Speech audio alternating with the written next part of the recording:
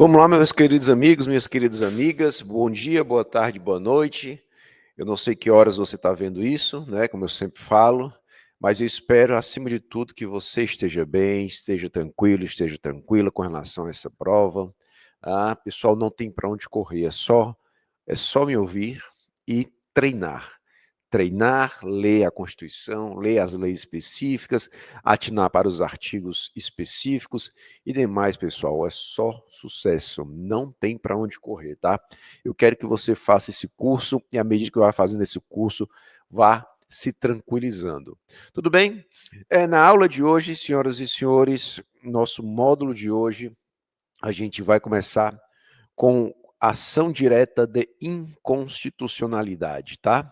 Enquanto isso, vá se aquecendo, já coloque seu corpo numa posição de estudo. Não se esqueça que o corpo inevitavelmente ele influencia na mente.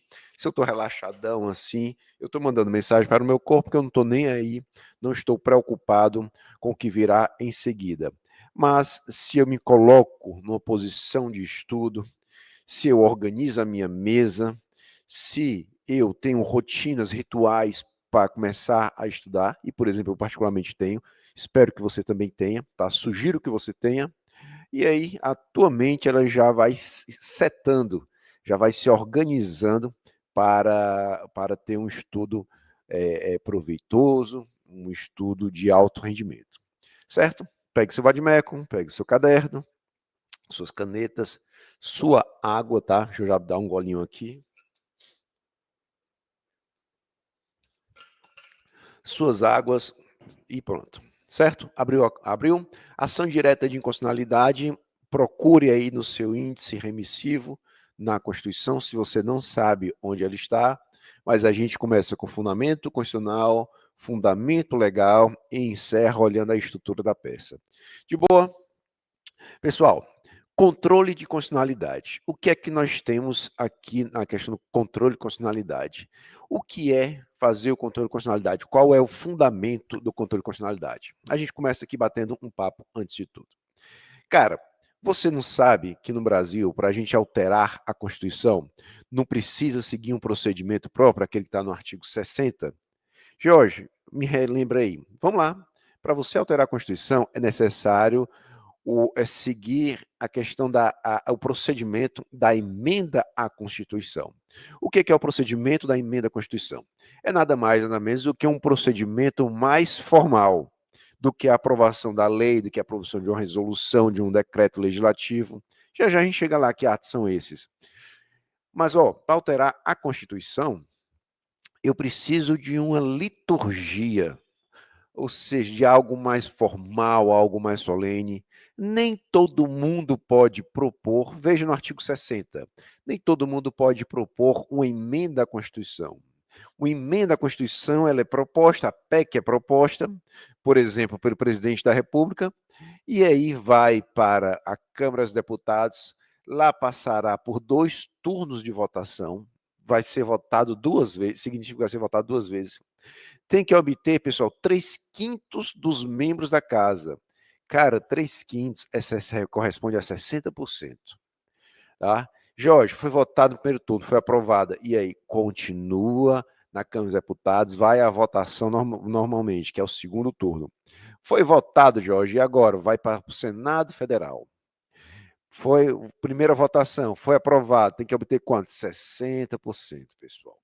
E depois vai para uma segunda votação, vai ser votado novamente. É aquela ideia, pensa-se, você passa por isso às vezes, você fala uma coisa, depois você não pensa, e depois quando vai ver, fiz merda, ou reforço o que diz, né? Na Constituição também, ela passa por esse processo de maturação dentro de cada casa, no que cada casa tem que votar 2 vezes. Aprovou em primeiro turno no Senado? Aprovou, então vai para segundo turno. Aí sim, se obtiver novamente no mínimo 60%, 3/5 dos membros da casa, e aí se considera aprovada e nós temos uma emenda à Constituição que será promulgada pelas mesas diretoras de ambas as casas. Relembre, emenda à Constituição não vai para a sanção do presidente. O único ato que vai para a sanção do presidente é o projeto de lei aprovado no Legislativo, tá? E aí, aprovada a emenda, ela é promulgada. No máximo, o presidente participa apresentando a PEC, artigo 60 da Constituição.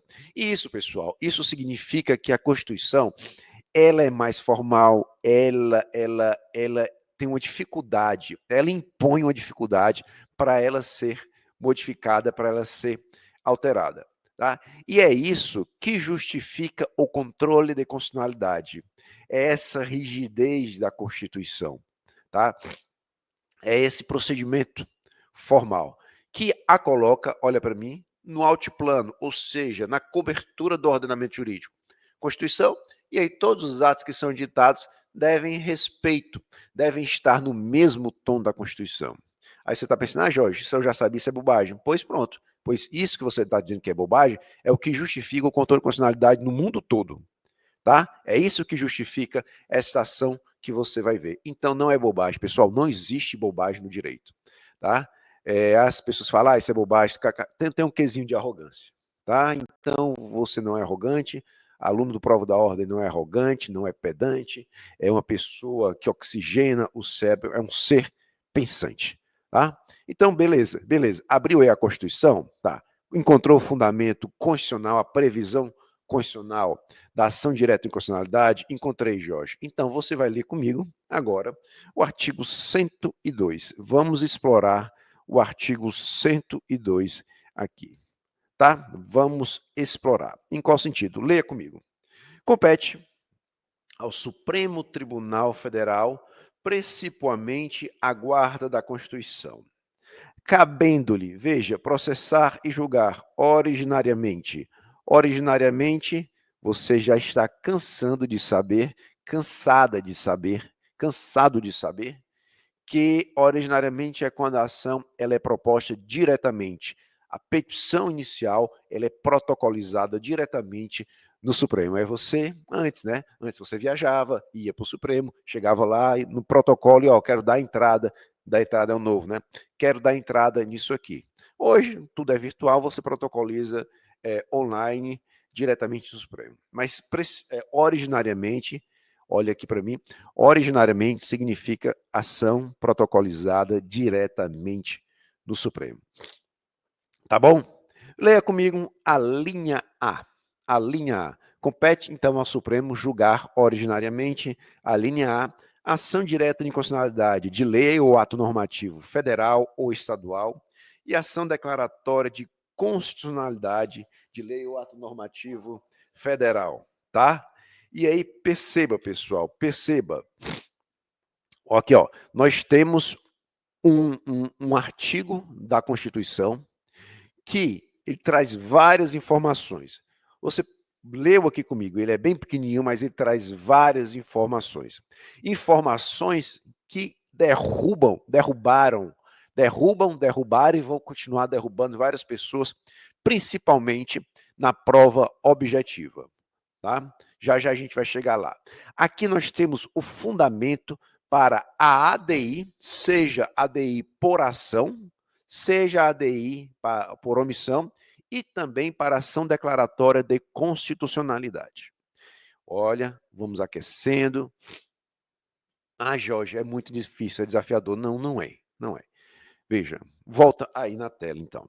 Nós temos, então, aqui é o endereço constitucional da ADI, ação direta em constitucionalidade por ação, que é quando nós temos um ato editado e este ato viola a Constituição, e da ação direta de constitucionalidade por omissão, quando nós temos a mora constitucional, ou a mora legislativa, uma mora inconstitucional.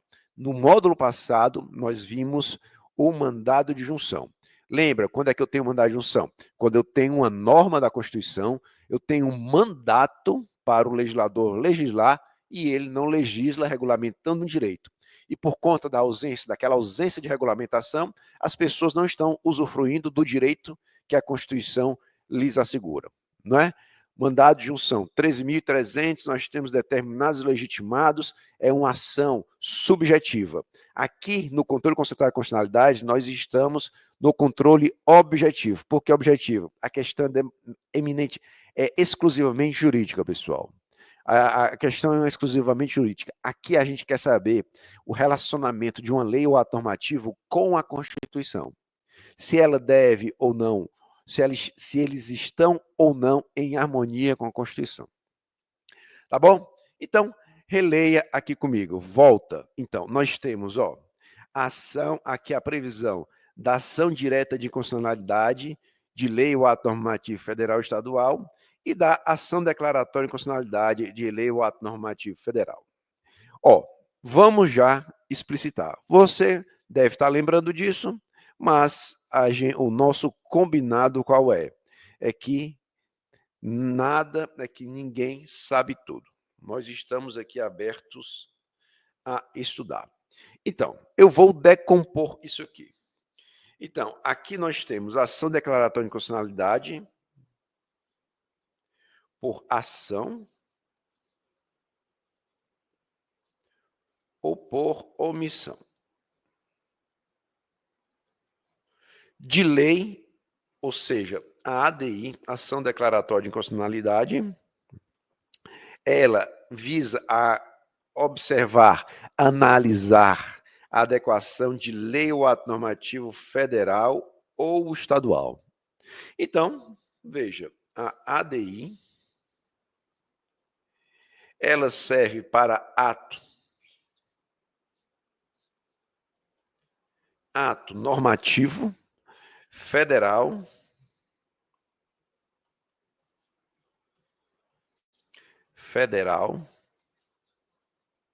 confere, ou estadual.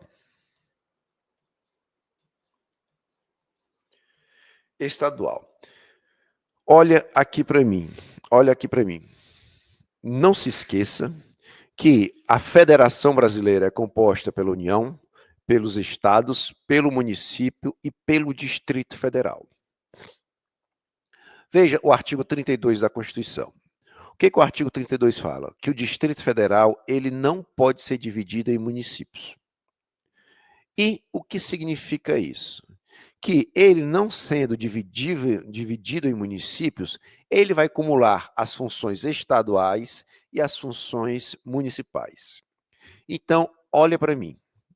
O Estado ele tem atribuições, competências estaduais. Então, dentro dessas competências estaduais, logicamente, eles vão editar leis e atos normativos estaduais. Ok? Ao revés, os municípios, eles só têm competências municipais, que são notadamente aquelas de interesse local, artigo 30 da Constituição. Eles, os municípios, editam leis municipais para o exercício das competências das atribuições municipais. Fechou?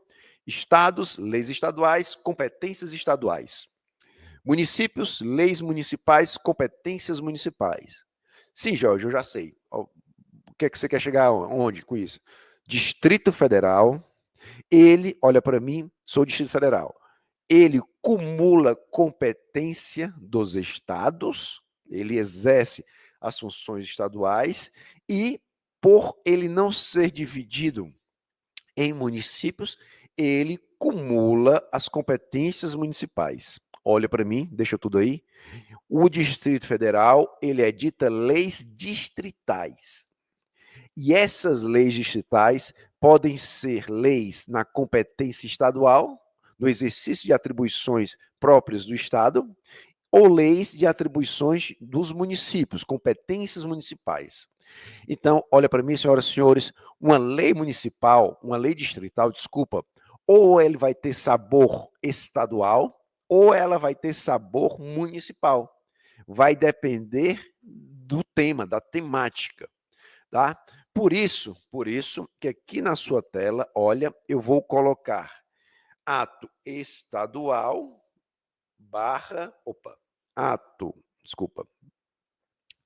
ato estadual,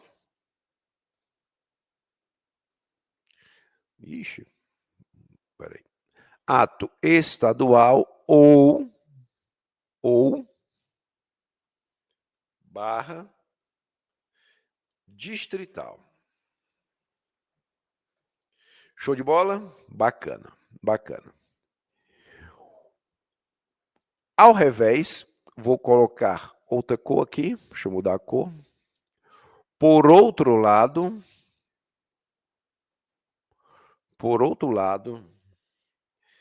a ação declaratória de constitucionalidade,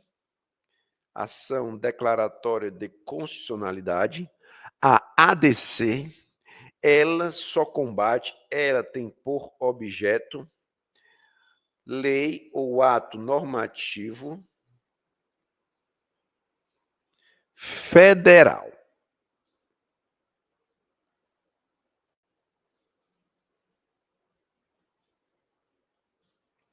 Lei ou ato normativo federal.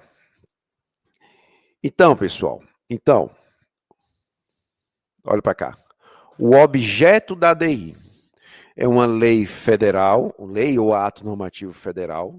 Já já você vai compreender essa história de ato normativo.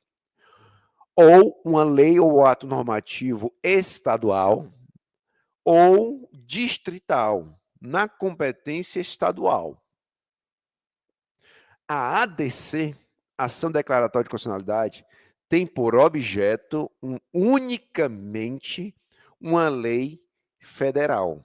Eu não posso usar ADC quando se tratar de lei estadual ou lei do Distrito Federal na competência estadual.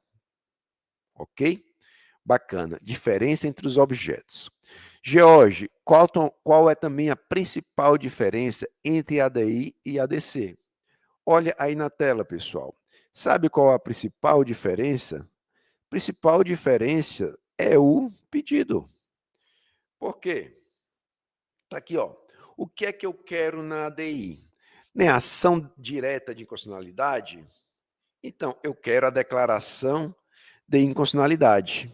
E na ADC, eu quero a declaração de constitucionalidade. Ok? Veja, objeto da ADI, olha para mim. Objeto da ADI. Autor, quer a declaração de inconstitucionalidade. Significa que, na minha percepção como autor da ação, aquela lei ela é inconstitucional.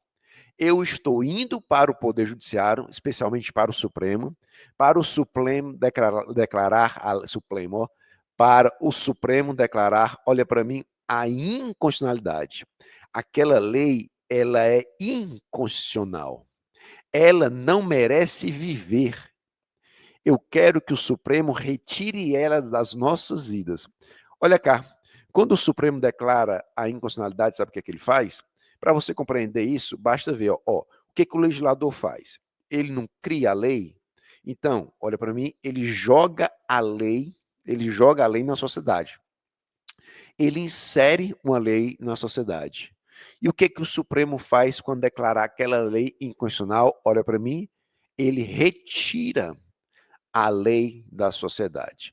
O legislador positiva, ele positiva uma lei. Supremo, quando ele retira aquela mesma lei, o Supremo ele é legislador negativo. Olha para mim, legislativo, ele coloca uma lei, não é? Como é que ele coloca uma lei? Como é que aquela lei é aprovada? Por maioria. Então, é uma vontade da maioria colocar aquela lei. E quando o Supremo declara aquela lei inconstitucional, ele não retira, ele está sendo contramajoritário. É assim em todo o mundo, não é só o Brasil. O Brasil não é tão especial assim, pessoal. O Brasil é um anão diplomático. Tá? Se você acha que o Brasil tem tanta importância, não é síndrome de vira-lata, nada disso. Mas nós precisamos organizar nosso pensamento. Não, no Brasil, o judiciário ele retira a lei do ordenamento jurídico, desrespeitando o legislativo. É assim em todo mundo. Tá? Onde existe controle de constitucionalidade, é assim. Legislador é a vontade da maioria, O Tribunal Constitucional é uma vontade contramajoritária. Ok? Beleza. Então, quando eu entro com ação com a ADI, eu quero retirar aquela lei. O autor quer retirar ação direta de inconstitucionalidade. Esse é o pedido principal. Na ADC, qual é o nome? Ação declaratória de constitucionalidade. Quem entra com a ADC quer que seja reconhecida, olha para mim, a constitucionalidade, declarada a constitucionalidade, que aquela lei está harmônica com a Constituição. ADI, inconstitucionalidade. ADC, constitucionalidade. Tá bom? O próprio nome da ação está dizendo qual é a finalidade dela. ADI só serve aqui quando o parâmetro é a Constituição, tá? A gente vai ter aula de representação de constitucionalidade estadual, é outra coisa. Eu tenho a Constituição da República, e aí eu posso controlar a constitucionalidade de uma lei ou ato normativo federal ou estadual. Esse é o objeto da DI. Ela serve para isso. Ela serve para essa situação, para essa problemática. Na ADC, eu tenho uma Constituição e eu tenho uma lei federal que está gerando controvérsia. Tem gente dizendo que ela está adequada à Constituição, tem gente do outro lado, decisões judiciais, dizendo que não. Aí o autor entra com a ADC para dizer, obter, por definitivo, uma decisão dizendo, não, essa lei, parem com essa briga, essa lei é constitucional. É isso que o autor de uma ADC quer. Ok? Tudo bem? Show de bola. Eu espero. Repita, tô voltando aqui, ó. Se for o caso, faz um print dessa tela, mas aí você tem acesso a tudo, acesso à aula, você pode voltar quantas vezes quiser, tá, né? E aí, pessoal, então, a competência é uma ação originária. Significa dizer que a ADI, olha aqui para a tela, a ADI ela é ajuizada diretamente no Supremo. Aqui é que você vai protocolizar a ação direta de inconstitucionalidade. Tá? Então, aqui a gente tem zero problema para a definição da competência, ou seja, é um alento a mais, é uma alegria a mais aí para você, certo? E aí, vamos continuar. Tem muita coisa aqui, é uma ação bem prática, tá? É bem direta. A questão é mais você efetivamente compreender o contexto, a racionalidade. Depois que eu já falei, depois que você compreende a racionalidade, compreende tudo, você vai graçar, você vai dançar na frente do examinador. Na cara do examinador é um negócio muito baixo, né? Dizer isso. Ah, inimigo. Não, cara. Tá cada um no jogo.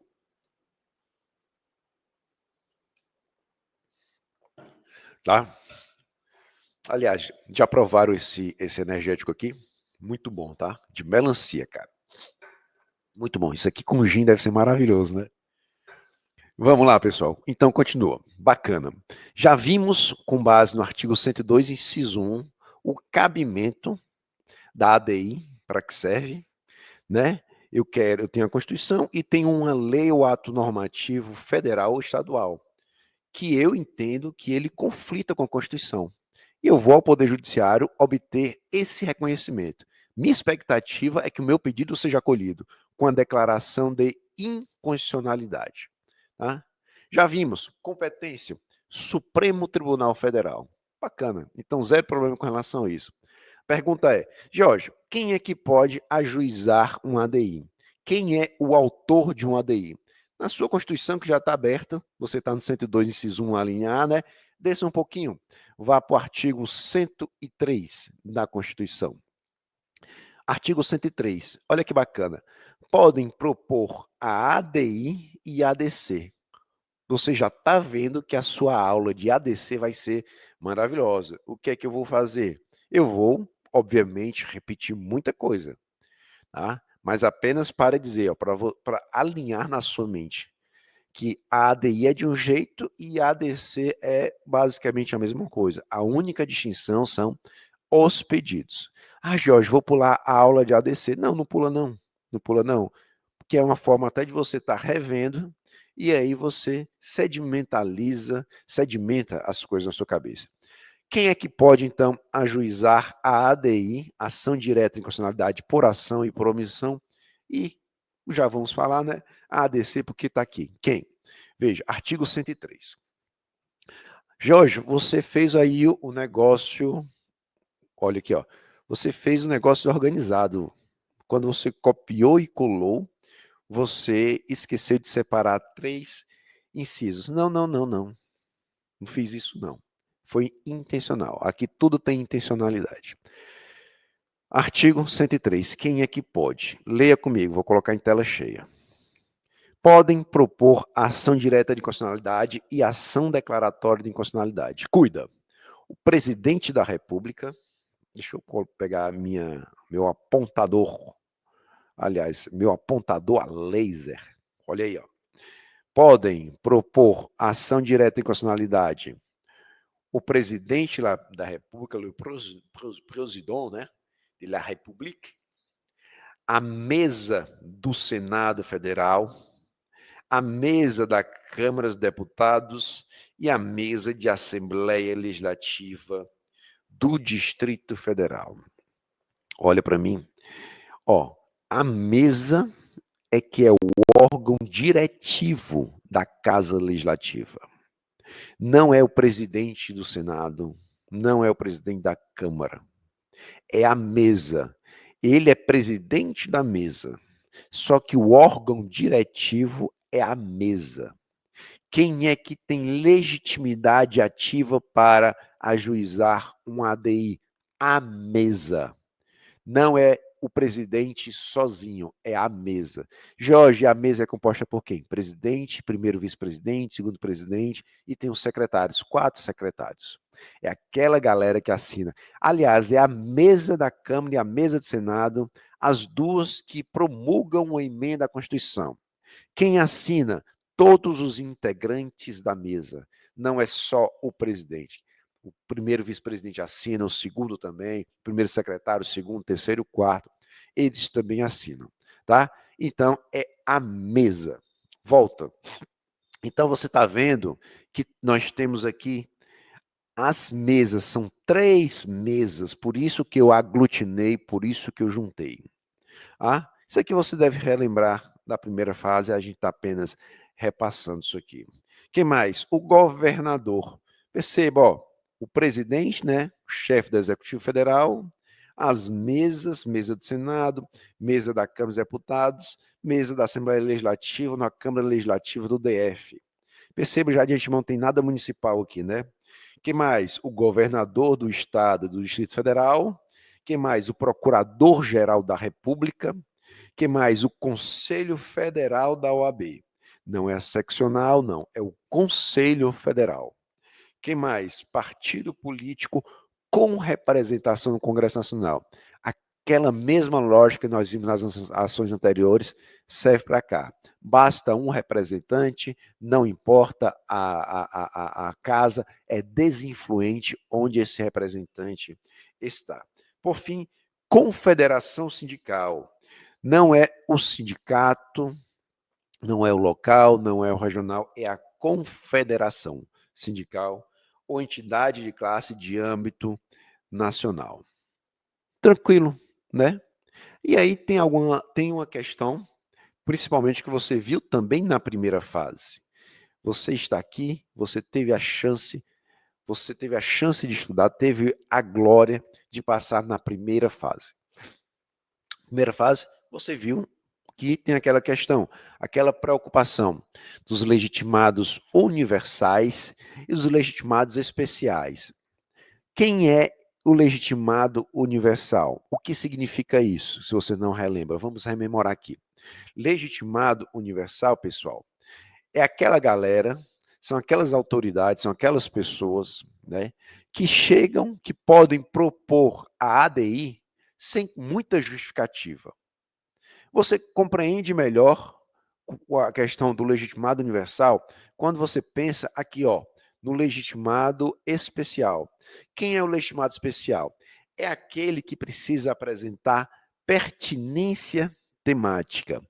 Ó, essa galera aqui essa galera aqui, deixa eu colocar aqui, esta galera aqui precisa apresentar a tal da pertinência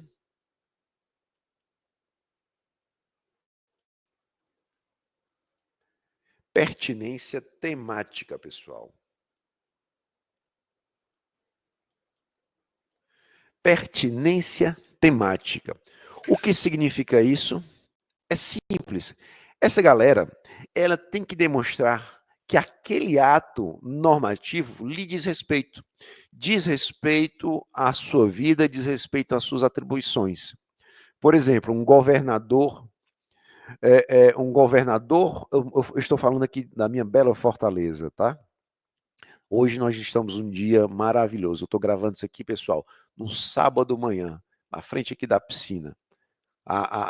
Eu tô vendo aqui, tá batendo o sol, tá maravilhoso. Daqui a pouco eu acho que vai rolar um banhozinho de piscina com minha filhota. O que que acontece? Tô aqui. De repente, aí eu sou governador do estado do Ceará. E de repente me deu vontade, amanheci com vontade de fazer maldade. Quero entrar com a ADI contra uma lei do Rio Grande do Sul. Posso? Por esse simples motivo, não. Tá? Sem qualquer justificativa, eu não posso fazer isso, porque eu sou um legitimado especial. Eu, como governador do estado, eu tenho que demonstrar a pertinência temática. O que significa isso? Eu tenho que demonstrar um elo de ligação com a lei que está sendo impugnada por aquela daí. Olha como o contexto é diferente. O estado do Rio Grande do Sul, por exemplo, ele editou uma lei trazendo benefício fiscal para aquelas benefício fiscal de ICMS, que é um imposto estadual, né? Ainda é, depois vai ser substituído pelo IBS, trazendo benefício fiscal de ICMS para aquelas empresas que se situarem lá, que colocarem seus centros de distribuições lá. Tá? Por conta disso, várias empresas saíram aqui do estado do Ceará e foram para lá. Aquela lei do Rio Grande do Sul impactou diretamente na economia do estado do Ceará. Opa, posso impugnar esta lei do Rio Grande do Sul? Eu, George, como governador do estado de Ceará, eu posso ir ao Supremo Tribunal Federal questionar uma lei do Rio Grande do Sul? Posso. Por quê? Porque aquela lei impactou diretamente na economia do meu estado. Eis a pertinência temática, pessoal. Eu, quando ajuizar a ADI, deverei dizer por que eu tenho legitimidade. E a minha legitimidade decorre pelo fato de aquela lei, apesar de ser do Rio Grande do Sul, ela impactar diretamente na economia do estado. Tá? É a demonstração do motivo pelo qual você está impugnando aquela lei. É o motivo pelo qual pega aquela ação, lhe diz respeito sim. Sabe aquelas vezes as pessoas estão brigando, você todo mundo já diz isso, né? Você está ali, aí chega uma pessoa, se mexe na sua vida e você dá aquela pergunta, você faz aquela pergunta clássica, né? E o que é que você tem a ver com isso? Pertinência temática é o Supremo perguntando, e o que é que você tem a ver com isso? E aí você tem que demonstrar, esclarecer por o motivo pelo qual você tem a ver com aquilo. Pegou? Então, volta aqui, ó. Quais são os legitimados especiais? Cuida, são as mesas. Não se esqueça. Opa, desculpa. Volta aqui. Eu preciso aprender a travar isso aqui quando eu for escrever, eu ainda não sei. Veja, quem é legitimado universal? As mesas das assembleias dos estados ou da Câmara ou do Distrito Federal. Veja, o governador de estado ou do DF, a confederação sindical, né? Confederação sindical ou a entidade de classe de âmbito nacional. Olha aqui para mim, essa galera, como você lembra da primeira fase, essa galera precisa demonstrar pertinência temática. Quem é que não precisa? Está aqui, ó. Quem não precisa? O presidente da República não precisa. o presidente da República, a mesa do Senado não precisa, a mesa da Câmara dos Deputados não precisa, tá? O Procurador-Geral da República não precisa, o Conselho Federal da OAB não precisa, e o partido político com representação no Congresso Nacional não precisa.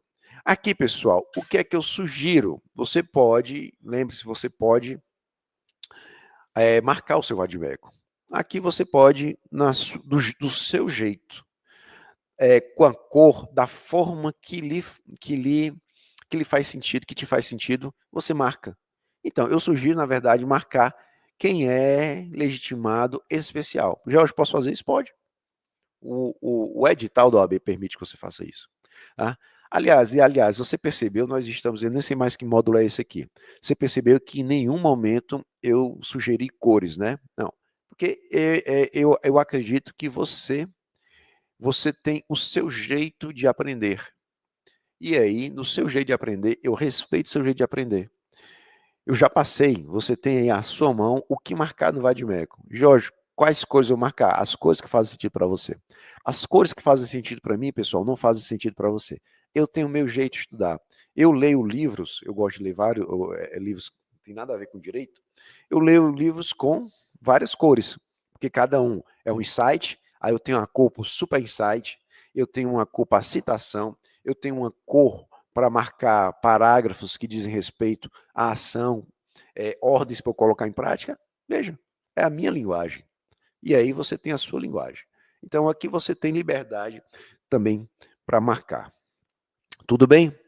Veja, a gente vai tirar direto, tá? Aqui a gente vai tirar direto nessa ação, não vou fazer os blocos como eu fiz na anterior. Qual é o objeto? Agora vamos mentalizar o objeto de uma ADI. Tá? Jorge, qual é o mérito? O que é que eu vou colocar lá no direito? Seguinte, pessoal, na verdade, é esta representação aqui. Qual é o objeto da ADI? O que é que eu posso questionar dentro de uma ADI? E aí, é simples, são os atos normativos primários. Jorge, o que é ato normativo primário? Ó, deixa eu colocar aqui. Ó. Qual é o objeto de uma ADI? São os atos normativos primários. Ato normativo primário, pessoal, é aquele que está no artigo 59 da Constituição.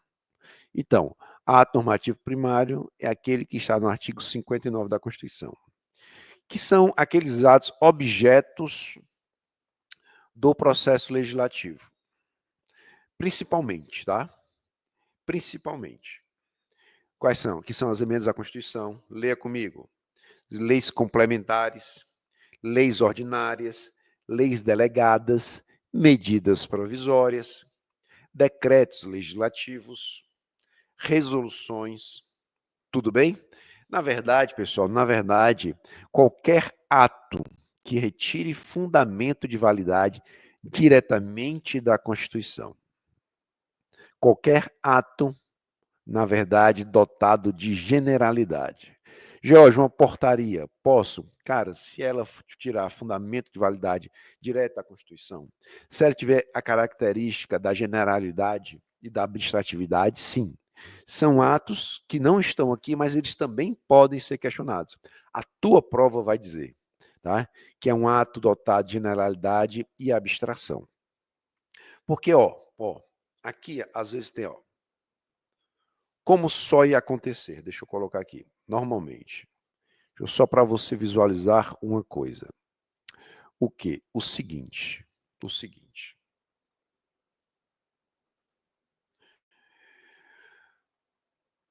Como acontece às vezes, pessoal? Eu tenho a Constituição da República, aí normalmente edita-se a lei, né? Às vezes uma portaria, ou então um decreto, ele é editado com base nessa lei. Aí, às vezes, pessoal, o problema desse decreto ou dessa portaria é um problema de legalidade, tá? Não é um problema de constitucionalidade. Por exemplo, ele exorbitou do poder de regulamentar a lei. É um problema de legalidade. Eu só posso questionar, estou colocando aqui em cima, quando, por exemplo, é um problema direto entre aquele ato e a Constituição. Aí eu tenho um problema de inconstitucionalidade. E aí o que se espera é que, normalmente, o ato que tenha problema são esses atos da Constituição. Emenda à Constituição, emenda à Constituição, lei complementar, lei ordinária, lei delegada, medida provisória, decreto legislativo, resolução. Tá? Uma instrução normativa, ela pode ser declarada inconstitucional? Pode, porque a Constituição fala, não se esqueça, lei ou ato normativo. Uma resolução, por exemplo, olha aqui para mim, uma resolução é um ato administrativo. Exemplo, a Receita Federal do Brasil, ela edita instruções normativas. E está tudo bem. Às vezes eu posso ter uma instrução normativa que ela nem se baseia em uma lei. Ela já vem diretamente da Constituição, por algum motivo. E se você perceber que, na verdade, ela foi editada tomando com base diretamente a Constituição, e se você identificar que aquela instrução normativa ela contraria a Constituição, não existe um ato entre ela e a Constituição, aí você pode questionar a inconstitucionalidade daquela lei. A adequação pode questionar se aquela instrução normativa está no tom da Constituição. Não, mas Jorge, essa instrução normativa tem a Constituição, tem uma lei regulamentando, por exemplo, um tributo, um imposto de renda, sei lá, um PIS, uma COFINS, e aí aquela instrução normativa foi editada com base na lei do imposto de renda.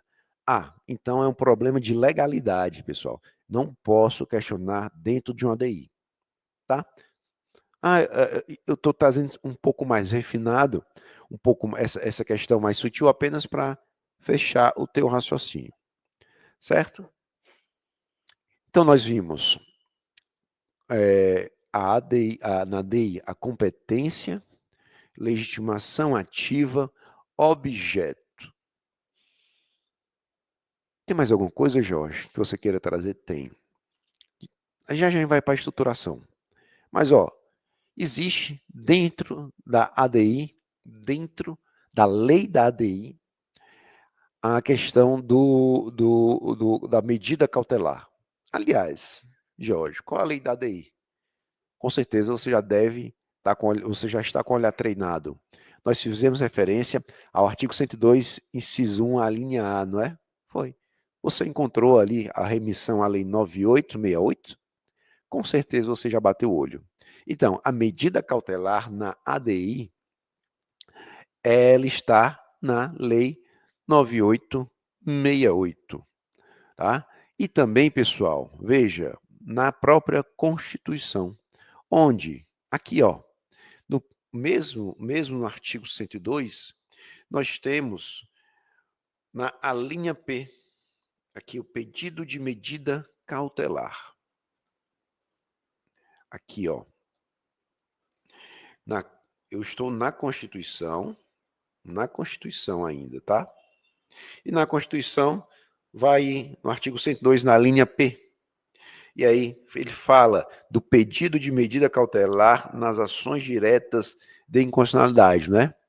Então, se está na Constituição, é um fundamento também para o nosso pedido. Mas, como eu te falei, nós temos a lei que regulamenta. E a lei que regulamenta é a Lei 9868. Abra aí a Lei 9868 de 99.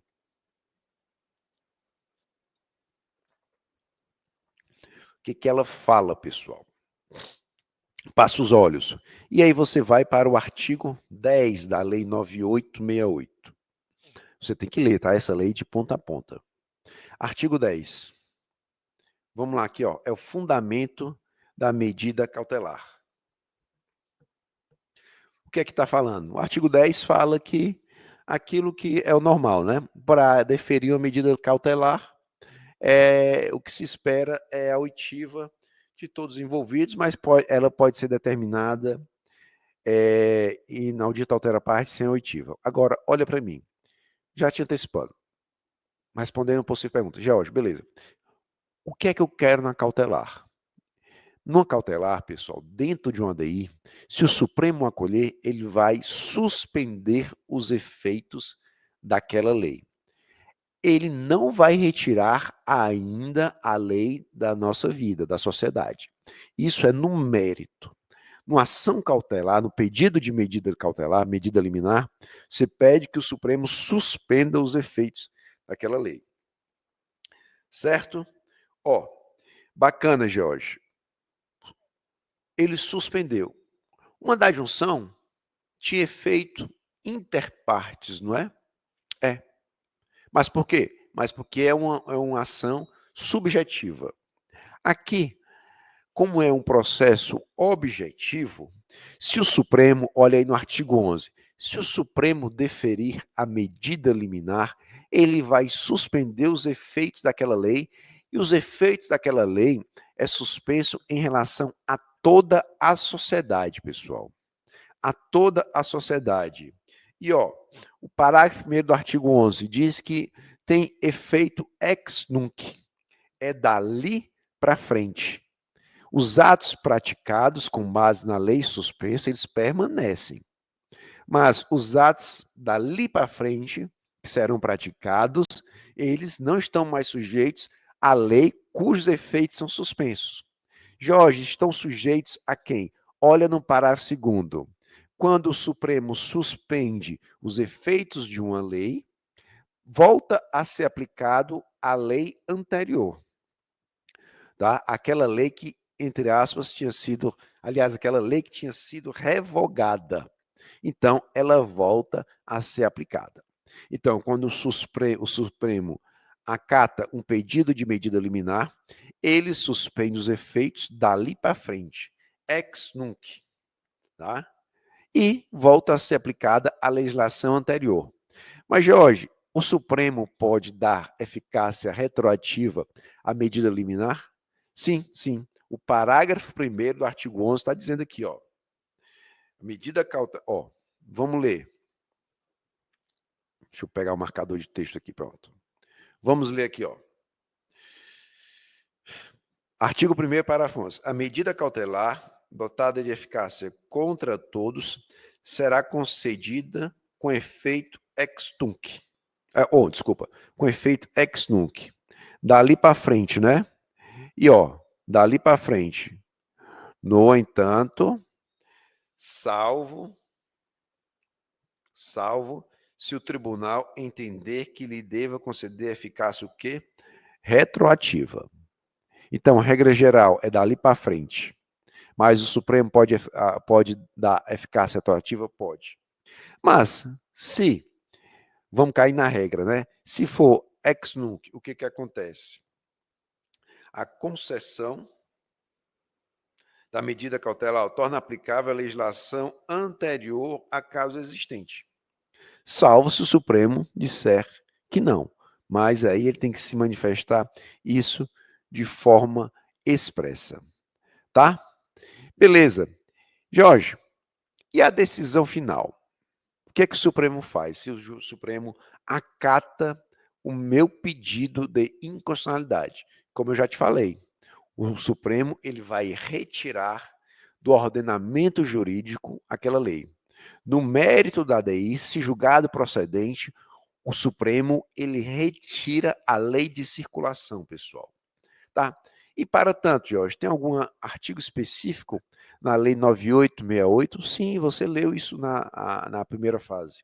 Nós temos aqui especial, pessoal, que analisar o artigo 22 e o artigo 23 da Lei 9868. E o que é que eles falam? Deixa eu pegar aqui a caneta. E o que é que eles falam? Vamos aqui, ó.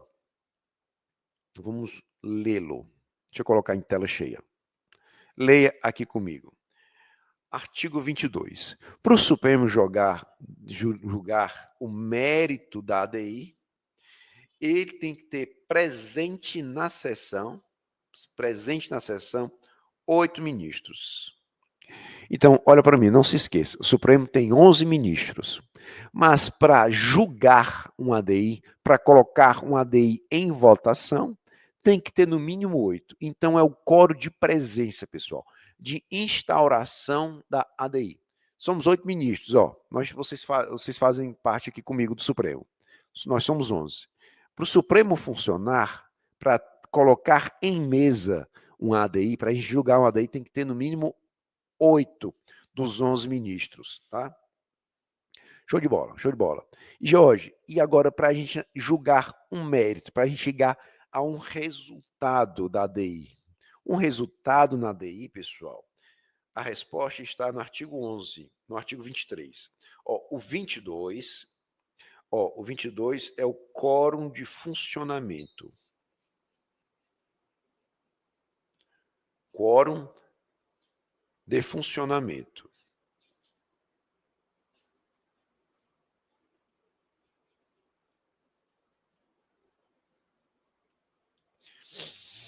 Tem que ter 8. Tem que ter 8 ministros presentes dos 11 do tribunal. Tá? Tem que ter comparecido 8. E agora, o quórum de votação.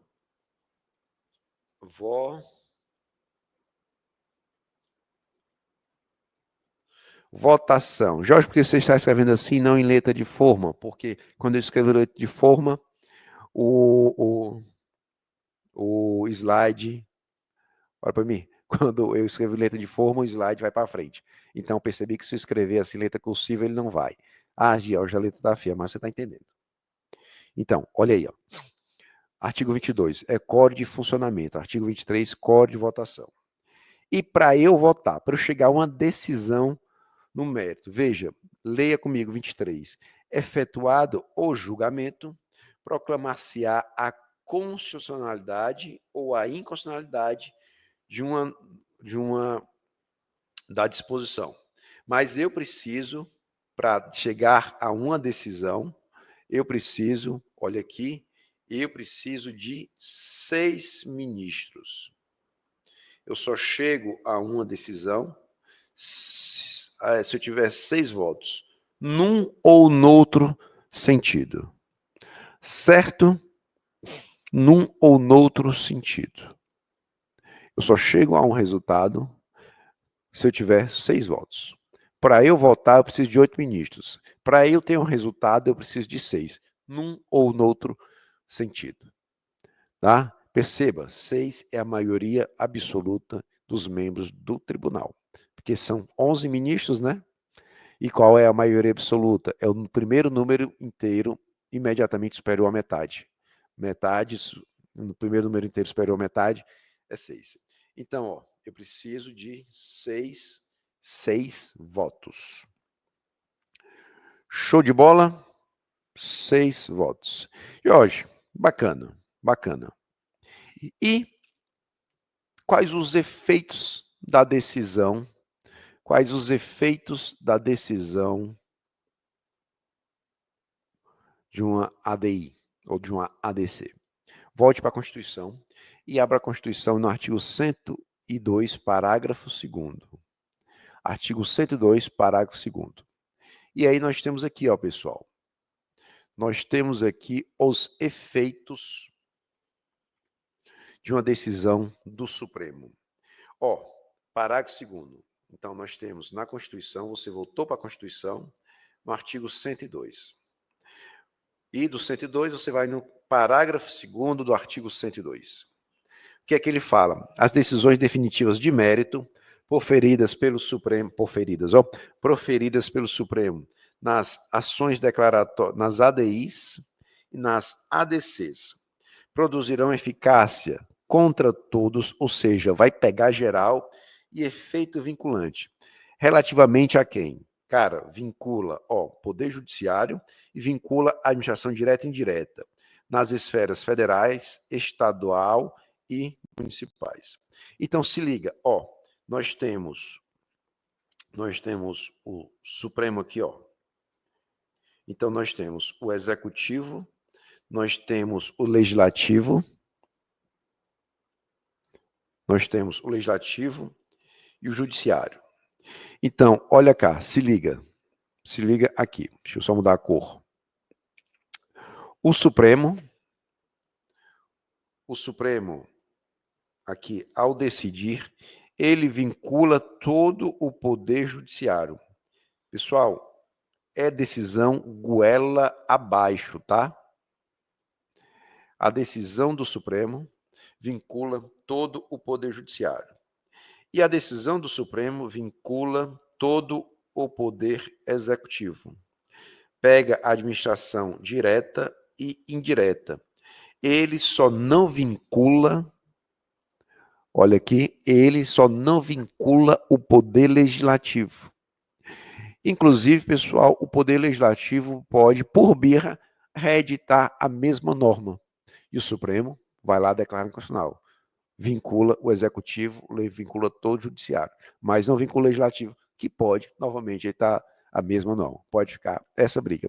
Inclusive, questão subjetiva aqui, ó. Inclusive, o Supremo pode ver uma reação do legislativo, pode ter um efeito rebote. Essa reação, também para a sua prova, chama-se efeito backlash. Olha aqui, deixa eu anotar. Como é que é o nome da reação do poder legislativo? Qual é? Qual é o nome dessa reação do poder legislativo? É efeito backlash.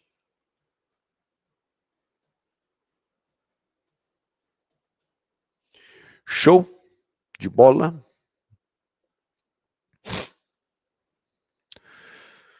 Vixe, não apareceu, né? É efeito backlash.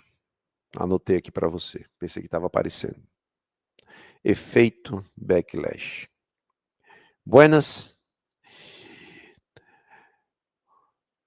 Uma especificidade, pessoal. Uma especificidadezinha aqui. O que acontece? Vamos além. Você deve ter visto isso também na primeira fase, tá? Já a gente vai para a peça. O que é que nós temos efetivamente aqui com relação ao mérito? Você deve lembrar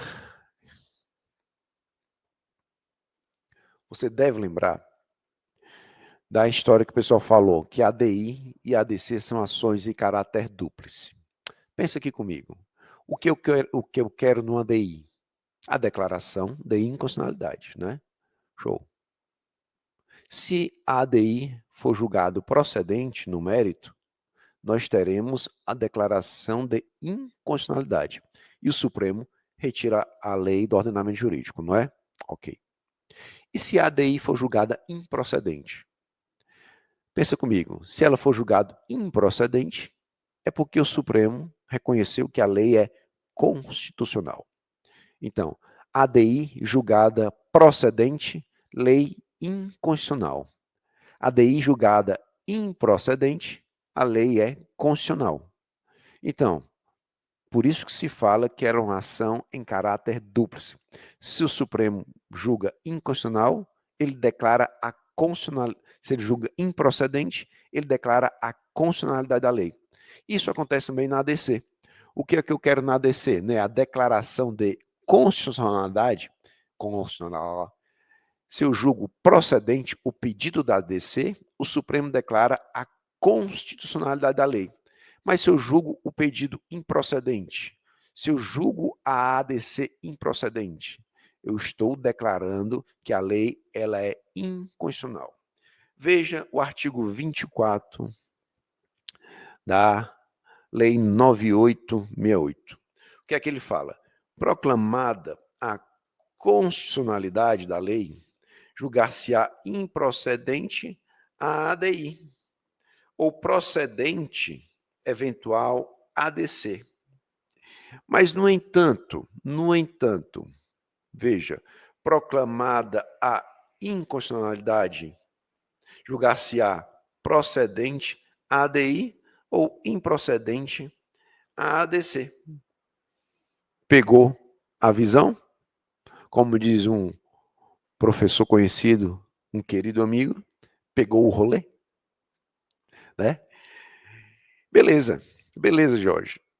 E se o Supremo julgar procedente o pedido formulado na ADI, nós teremos a declaração da inconstitucionalidade da lei. Qual o efeito? Perceba, se o Supremo está acolhendo o teu pedido que você fez na ADI, ele vai retirar a lei do ordenamento jurídico. Nós vimos que o efeito da medida liminar é ex nunc, é dali para frente. Mas veja, uma medida liminar é algo provisório, é uma tutela provisória. Mas aqui eu estou falando de mérito. O Supremo acolheu o pedido que eu fiz. Ele retira. A pergunta é dali para frente, ex nunc ou ex tunc? Pessoal, regra geral, quando o Supremo acolhe o pedido no mérito, o efeito ele retira a lei desde o seu nascedouro. É como se a lei nunca tivesse nascido. Então, o efeito é ex nunc. No entanto, veja aí, o artigo 27 da Lei 9868, ele fala que por questões de segurança jurídica, o Supremo, ele poderá, por questões de segurança jurídica, ele poderá modular os efeitos. E aí, por maioria de 2/3 dos seus membros, tá? Então, por questões de 2/3 dos membros, o Supremo pode modular os efeitos. George, modular como? Cara, ele pode dizer, tradicionalmente, que no lugar de ser ex tunc, né, para trás, pode ser ex nunc. Ou mesmo fixar um prazo. Os efeitos dessa decisão se restringe até a partir da publicação da pauta, a partir da publicação da ata, seja o que for.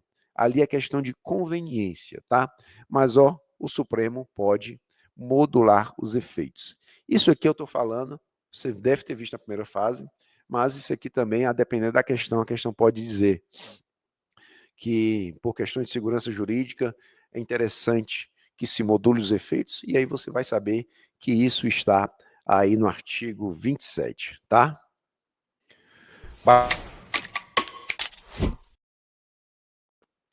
Bacana? Pois vamos aqui. O que a gente vai ver agora? Nós vamos ver a estruturação da peça. Já estou indo direto, eu fiz direto, tá? Porque não tem muito o que se estender aqui. Aqui é mais questão de mérito, a estrela principal é o teu mérito, que a gente também vai resolver. Porque, olha só, estruturação da peça, endereçamento, Supremo Tribunal Federal. Então, 319, inciso 1 do CPC, endereçamento ao ministro presidente do Supremo Tribunal Federal, ou então você tem a alternativa de colocar excelentíssimo senhor ministro presidente do Supremo Tribunal Federal, tá? E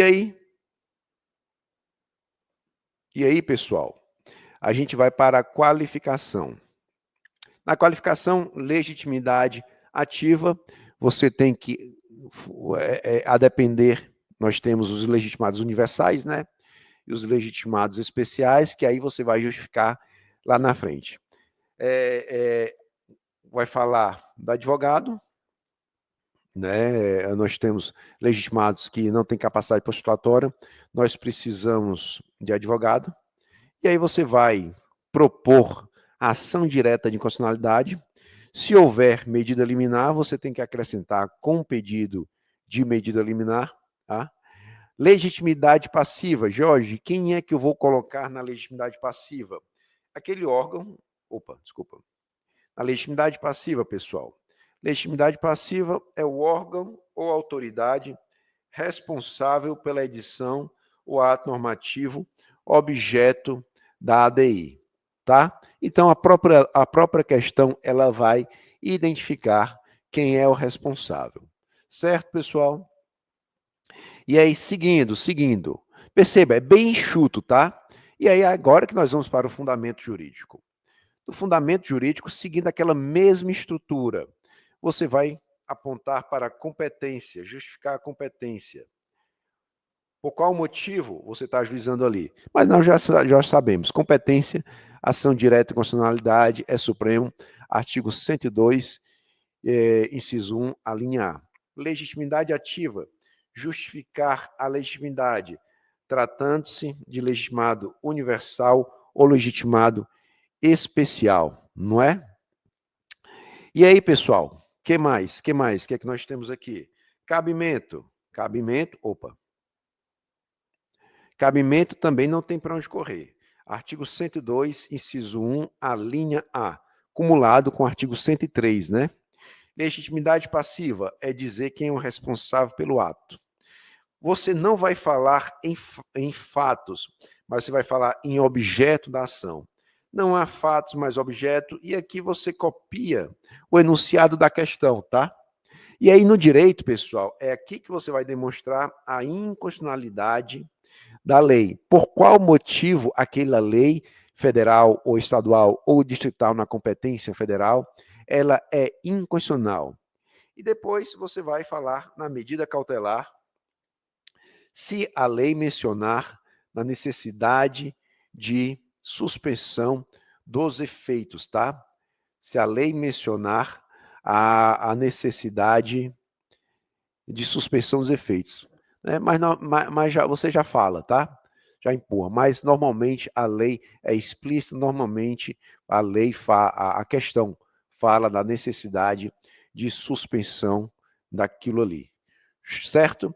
E em seguida nós vamos, em seguida nós vamos para os pedidos. E aí, pessoal, coloca aqui na tela cheia. Aqui também é zero problema. Porque, você vai, esse material está para você, mas aqui nesse material eu coloquei os pedidos com todo o cuidado e perceba, eles estão na lei. Aqui é mais uma lei que você tem zero problema com os pedidos. Então, leia comigo. Quais são os pedidos? A concessão, você vai pedir a concessão da medida liminar, da medida cautelar. Para quê? Qual é o objeto? Suspender a norma impugnada e mais. E os processos que sejam objetos da norma impugnada. Isso está no artigo 10 da Lei 9868. O que mais que eu quero? Veja, a intimação dos órgãos responsáveis pela lei. Para quê? Para que eles prestem as informações.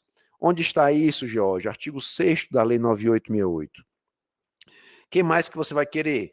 A citação do advogado-geral da União. Aliás, olha aqui para mim, o advogado-geral da União, no Supremo, ele é o responsável por defender a constitucionalidade da lei. Ah, Jorge, o objeto da ADI aqui, pela questão, é a lei do Estado Alfa. Você, mesmo assim, vai pedir a citação do advogado-geral da União. Porque ele é o guardião da constitucionalidade da lei, mesmo tratando-se de um ato estadual, um ato distrital. Show de bola? Vamos seguir. Onde está isso? Competência do advogado-geral da União. A competência do advogado-geral da União está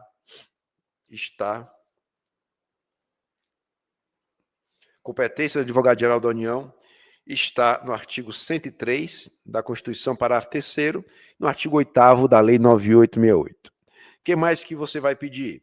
Você vai pedir a oitiva do PGR, com base no artigo 103, parágrafo 1º, no artigo 8º. Quando o PGR não for autor, diz o artigo 103 da Constituição, quando o PGR não for o autor, ele será sempre ouvido. E no mérito, você vai pedir a confirmação da medida liminar deferida e que o pedido da ADI seja julgado procedente. O que é que eu quero na ADI? A declaração de inconstitucionalidade da lei ou do ato normativo federal ou do ato normativo impugnado. Olha para mim aqui, pessoal. Perceba, basta esse pedido, basta formular esses pedidos genericamente, ou seja, memoriza, marca no teu vadimeco, na Lei 9868, os artigos respectivos. Você pode, inclusive, escolher cores para os pedidos. E aí você sabe que a Lei 9868 traz todos os pedidos. Certo? Continua aqui comigo, continua. E aí, esses são os pedidos principais. Você depois vai para o valor da causa. Toda causa tem que ter valor. A toda causa será dado valor. E aqui você joga um valor mínimo, tá? R$1.000. E depois você vai para o encerramento, tá? Porque o que se espera é uma prova para a OAB, que se espera que caia, que a ação seja ajuizada por pessoas que precisam de advogado. Mas nada impede, por exemplo, de que você seja, que a questão fale que a mesa precisou de um advogado especial, que seria você, a mesa da Assembleia, uma mesa distrital, e aí ela vá com um advogado próprio, no caso, você. Tá bom? Feito o contexto, agora, mãos à obra, vá treinar incansavelmente. Minha amiga, meu amigo, boa sorte, até a próxima aula.